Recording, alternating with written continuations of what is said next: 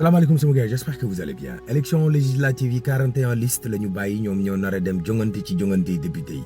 am na 8 yoo xam ne dañ leen a disqualifié am nañ 24 heures pour dugal recours bu ñu ko bëggee def gars yi ne xeex bi nar a am ci diggante Macky Sall Ousmane Sonko ak Amadou Ba moo nar a nekk combat bu rude bi nag waaye Macky Sall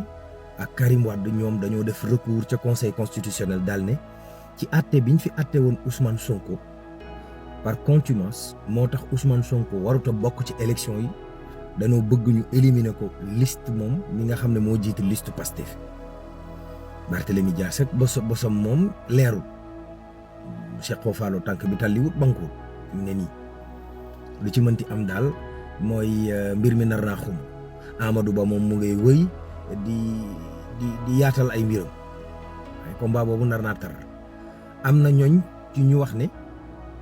ku ñuy wax Abdoulaye Sylla moom dafa wàcc Amadou Ba ne Macky Sall du fi nekk bëgg baat muy woteel keneen te tête de liste la woon ci Amadou Ba